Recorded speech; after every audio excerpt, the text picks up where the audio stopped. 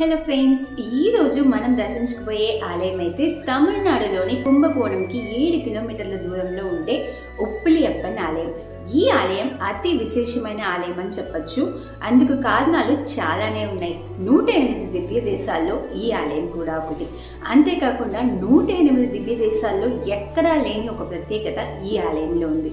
అంటే స్వామివారికి నైవేద్యంగా పెట్టే ప్రతి ఒక్క ప్రసాదంలోనూ కూడా ఉప్పుని అస్సలు వాడదంట. ఈ ఆలయంలో ఉప్పు నిషేధం. మరి దానికి కారణాలు ఏంటి అనేది నేను మీకు ఆలయ చరిత్ర చెప్పినప్పుడు చెప్తాను. అంతేకాకుండా లక్ష్మీదేవికి భూదేవికి తన గుండెల్లో స్థానం ఇచ్చిన విష్ణుమూర్తి తులసీమాతకి తన గుండెల మీద స్థానం ఇచ్చిన ప్రాంతంగా చెప్తారు. ఈ ఆలయాన్ని ఉప్పిలియప్పన్ ఆలయం అనే కాకుండా తులసి వనం, మార్కండేయ వనం, ఆకాశవనం అని చాలా వివిధ పేర్లతో చెప్తారు. మళ్ళీ వీటన్నిటికీ ఉన్న కారణాలు ఏంటి, ఈ ఆలయ చరిత్ర ఏంటి, ఇవన్నింటినీ తెలుసుకుందామా. మరి 108 దివ్య దేశాల్లో ఈ ఆలయాన్ని తిరువిన్నగర దివ్య దేశం అంటారు. ఆలయ ప్రాకారం మొత్తంలోనూ ఉన్న పెయింటింగ్స్ కానీ శిలా స్కల్ప్చర్స్ కానీ అవన్నీ కూడా 108 దివ్య దేశాల్లో విష్ణుమూర్తి యొక్క వివిధ అవతారాలని మనకి రిప్రజెంట్ చేస్తుంది.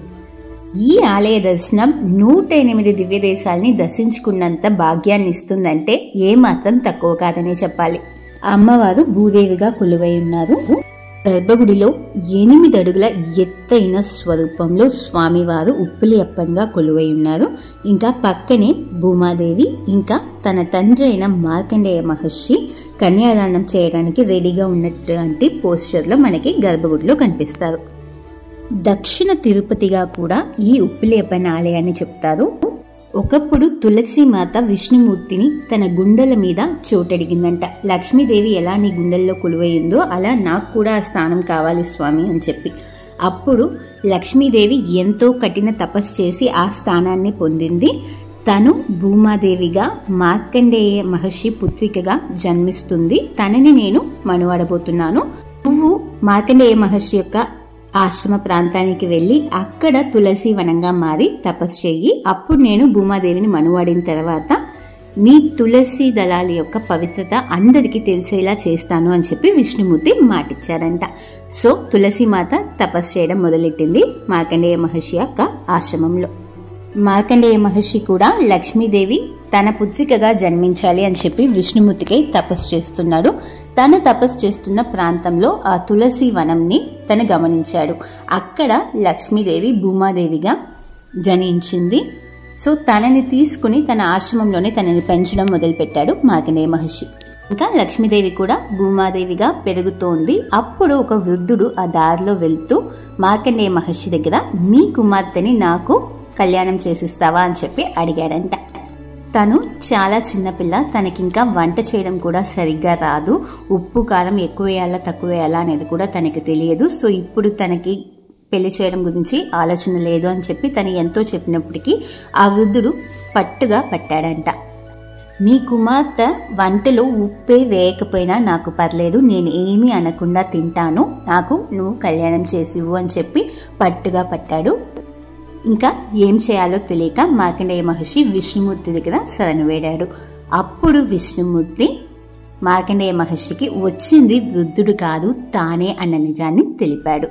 ఎంతో సంతోషంగా మార్కండేయ మహర్షి భూమాదేవికి విష్ణుమూర్తికి కళ్యాణం చేయడానికి సిద్ధమయ్యాడు. విష్ణుమూర్తి భూమాదేవిని కళ్యాణం చేసుకోవడం కోసం మార్కండేయ మహర్షికి 3 మాటలు ఇచ్చాడంట. అందులో ఒకటి తను ఉప్పు వేయకుండా వండింది తింటాను అని చెప్పి, మరొకటి తనని విడిచి ఎక్కడికి వెళ్ళను, తనతో పాటే ఉంటాను అని, మరి 3వది తను ఎక్కడైతే తపస్సు చేసి భూమాదేవి విష్ణుమూర్తిని మనువాడుతుందో ఆ ప్రాంతాన్ని మార్కండేయ క్షేత్రంగా చేస్తాను అని చెప్పి. సో మార్కండేయ మహర్షి తపస్సు చేసిన ప్రాంతమే ఇప్పుడు మనం చూస్తున్న ఈ ఉప్పిలియప్పన్ ఆలయం. ఇక్కడే విష్ణుమూర్తి భూమాదేవిని పెళ్లి చేసుకున్నాడు. అందుకే ఈ క్షేత్రాన్ని మార్కండేయ క్షేత్రం అని కూడా అంటారు. ఇంకా ఇక్కడే తులసి వనంలో తులసిమాత తపస్సు చేస్తూ స్వామివారి కోసం వేచి ఉంది కాబట్టి భూమాదేవిని పెళ్లి చేసుకునే ముందు ఫస్ట్ విష్ణుమూర్తి తులసి మాలని ధరించాడంట. అంటే తన గుండెల మీద తులసికి ఒక స్థలాన్ని కల్పించాడు. అందుకే ఈ ఆలయంలో ఇప్పటి వరకు కూడా ఫస్ట్ స్వామివారికి చేసే అలంకరణ తులసి మాలే ఉంటుంది. లక్ష్మీదేవి స్వామివారిలో కొలువై ఉంటే తులసిమాత స్వామివారి మీద కొలువై ఉండి మన అందరినీ అనుగ్రహిస్తుంది అని అర్థం. ఈ ఆలయంలో ఒకే ఒక తులసి దళంతో పూజ చేస్తే కూడా అది ఒక అశ్వమేధ యాగం చేసినంత పుణ్యాన్ని భాగ్యాన్ని తెస్తుందనేది భక్తుల నమ్మకం. తులసి దళాలు లేకుండా విష్ణుమూర్తి పూజ పరిపూర్ణం అవ్వదు అని చెప్పి విష్ణుమూర్తి తులసిమాతకి మాటిచ్చాడు. ఇక్కడే ఉన్న ఉప్పిలి అప్పన్ స్వామిని తిరుపతిలో ఉన్న వెంకటాచలపతికి అన్నగా చెప్తారు. సో అక్కడి వరకు వెళ్ళి మొక్కులు తీర్చుకోలేని వారు ఈ ఆలయంలోకి వచ్చి మొక్కులు తీర్చుకుంటే సరిపోతుందని కూడా అంటారు. ఉప్పిలి అప్పన్ అంటే ఉప్పిళ్ళ అప్పన్ అని అర్థం. అంటే ఎవ్వరితోనూ పోల్చుకోలేము, పోల్చడం ఎవ్వరి తరం కాదు, అంటే ఎవ్వరు తనకి సాటి లేని అని ఒక అర్థం ఉంది. అంతేకాకుండా ఉప్పు ఇల్లా అప్పన్ అంటే ఉప్పు అనేది నిషేధం చేసి తింటున్న స్వామివారు కాబట్టి ఉప్పు ఇల్లా అప్పన్ ఉప్పిలి అప్పన్గా కూడా చెప్తారు. ఈ ఆలయ తీర్థాన్ని అహోరాష్ట్ర పుష్కరిణి అంటారు. దానికి అర్థం ఈ ఆలయ తీర్థంలో సాయంత్రం కానీ రాత్రిపూట కానీ కూడా మనం పునీత స్నానం చేయొచ్చు అని అర్థం. మోస్ట్లీ ప్రతి ఒక్క ఆలయంలో కూడా పగటి వేళలో మాత్రమే కోనేట్లో కానీ తీర్థాల్లో కానీ స్నానం చేయడం మంచిదని భావిస్తారు. సాయంత్రానికి పైన ఎవరు ఏ కోనేట్లో కూడా దిగడానికి అసలు అలో కూడా చేయరు. కానీ ఈ ఆలయంలో ఏ టైం అయినా చేయొచ్చంట. దానికి రీజన్ కూడా ఒక స్టోరీ చెప్తున్నారు. ఒక ముని యొక్క శాపం వల్ల పక్షిగా మారిన ఒక రాజు సాయంత్రం వేళ తన గూటికి చేరుకోవడం కోసం అలా వెగురుతుంటే ఒక వేటగాడు బాణాన్ని విసిరాడంట. అప్పుడు ఆ పక్షి ఈ ఆలయ తీర్థంలో పడినట్టుగా తెలుస్తుంది. ఈ ఆలయ తీర్థ నీరు తన మీద పడగానే మళ్ళీ తనకి పాత వైభవం అంటే తను మళ్ళీ రాజుగా మారాడు. అప్పటి నుంచే ఈ తీర్థానికి అహోరాష్ట్ర పుష్కరిణి అని పేరు వచ్చినట్టుగా తెలుస్తోంది. అందుకే ఈ ఆలయ తీర్థంలో ఎల్లప్పుడూ కూడా దిగి పునీత స్నానం చేయొచ్చు అంటున్నారు. తిరుమల తిరుపతి ఆలయ విమానాన్ని ఆనంద నిలయ విమానం అంటారు. అలా ఈ ఆలయం యొక్క విమానాన్ని సుధానంద విమానం అంటారు. అంటే పరిపూర్ణ సంతోషాన్ని రెఫర్ చేస్తుంది. ఈ గుడిలో ఉత్సవమూర్తి ఎప్పుడు కూడా భూదేవి లేకుండా ఉత్సవానికి బయలుదేరడంట. దానికి కారణం మార్కండేయ మహర్షికి తనిచ్చిన మాట. అంటే భూదేవిని విడిచిపెట్టి ఎక్కడికి ఎప్పుడు వెళ్ళను అని చెప్పి తనిచ్చిన మాటగా చెప్తారు. ఆలయంలో వివిధ మండపాలు ఉన్నాయి. అందులో ఉత్సవమూర్తులు కొలువయ్యే మండపం, ఇంకా కళ్యాణోత్సవం, డోలోత్సవం జరిపించే మండపం అని చెప్పి చాలా బ్రహ్మాండంగా ఎంతో చూడడానికి వైభవంగా కనిపిస్తాయి కూడా.